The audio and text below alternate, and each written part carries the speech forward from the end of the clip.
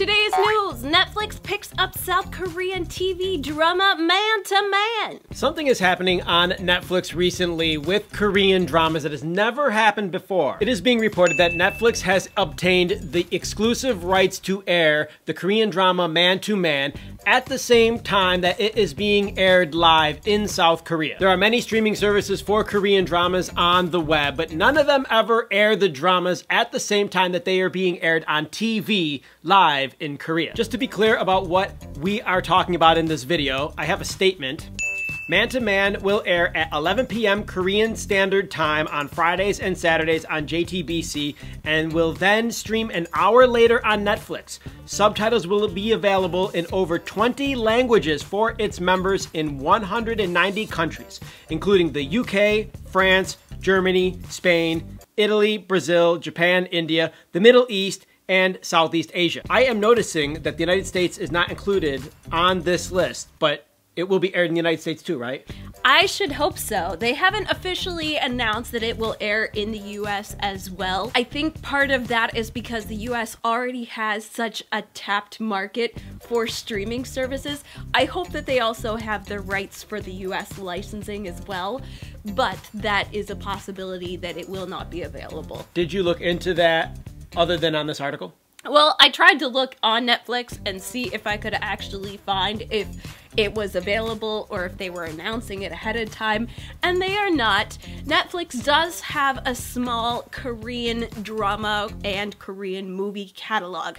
They have about 31 for each category, which is substantial, but when you think about other streaming services that are already out there for Korean dramas specifically, they have much larger categories. I imagine for a couple of the major services that do this regularly, other than Netflix, this has to be a big blow to their ego, if an ego does exist for them, because here comes Netflix. Netflix has already got such a good grasp on how to stream on TV and on the internet at the same time. Like, they combine, they make you feel like you're watching TV if you're on the web, and if you're doing it from the web, it feels like TV.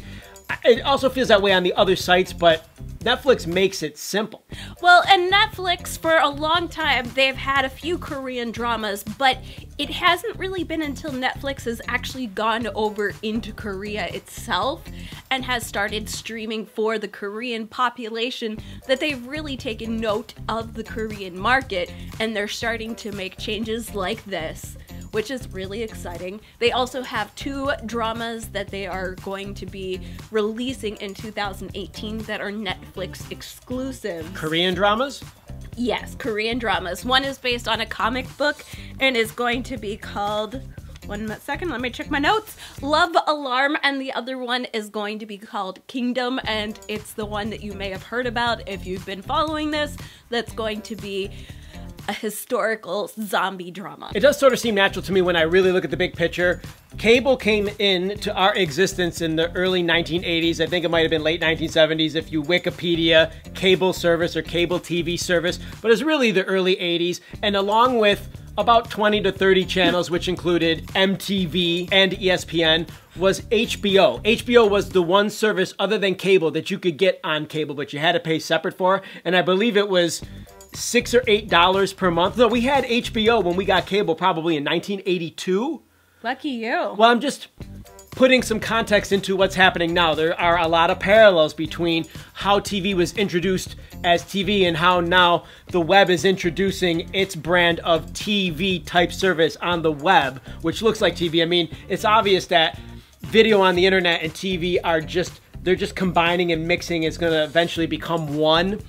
But I don't think that it's happening immediately, and Netflix is one of kind of the charging force on this. Like, people have Hulu and people have these other sites, but Netflix seems to be the best one. Well, it's the most popular one, and it's the one that's grown the biggest, and they are the biggest if you want to think about that. But I think for me, I've been watching Korean dramas and Asian dramas for so long. It's really interesting for me to see this transition to the mainstream for Korean dramas, because I remember watching it when you could only watch it on a couple of sites. It was free, but there were all of these ads and you didn't know what kind of spam you're going to get onto your computer whenever you tried to watch them. And then when I was in Korea, they started these streaming sites that we know and love, those of us who do watch Korean dramas. And I'm not going to name the specific streaming sites, but y'all know what they are. And some of them are not available in specific countries, and so there was kind of this monopoly on certain countries could watch the dramas and other countries couldn't. Unless you had a VPN or you were computer savvy. Yeah, exactly. And so the rest of them were watching it, and I actually in Korea at various points in time were watching it with all kinds of ads and pop-ups and all that other messiness.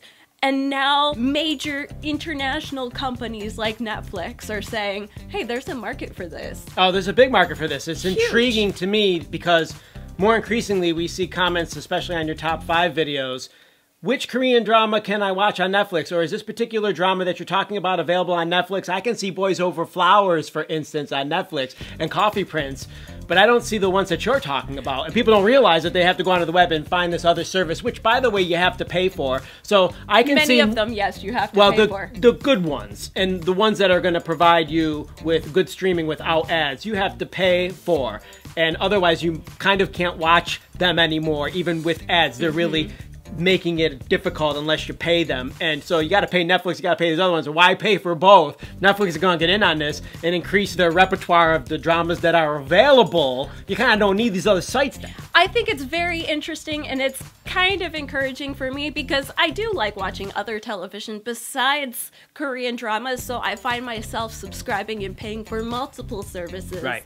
And by the way, we are not sponsored by Netflix. We're not. Please, Netflix, contact us. Sponsor us. That would be great. But seriously, I find myself using multiple sites and multiple apps, and it would be really nice if it was all conveniently located in one specific application. And you only had to pay for one application. That would be so nice. I think what we're seeing these days is changes on the internet happening more quickly. So comments down below what's your reaction to this. Are you a Netflix user? Are you a user of one of the other sites? I know a lot of you, or maybe most of you, are a user of at least one site that you pay for in order to watch Korean dramas. A lot of your Korean drama fans on this channel. I'm also really intrigued to see what the subtitles are going to be like, because a lot of these different streaming sites, they either get streaming groups to offer free subtitling, or they go and they pay, but it's a lot more delayed. This is only going to be delayed 1 hour from airing. What are the subtitles going to be like? Well, if it's Netflix, they're probably going to hire professional translators. And we might actually have to watch this, because this is a manly type action drama. That's another thing I was going to comment on. I don't think they chose the very best drama to introduce this new service for the mainstream of Korean drama watchers, but at least the service is being available. And I think it's something that maybe more people than just those who like romantic comedies would like to watch. Comments down below, let us know what you guys think about this. Click the like button. Thank you for supporting us here at Hallyu Back. Click the bell for notifications. Check out the link to Kgal. And don't forget to subscribe for more Hallyu Back news. That's it. We're out of here. Hasta luego. Bye!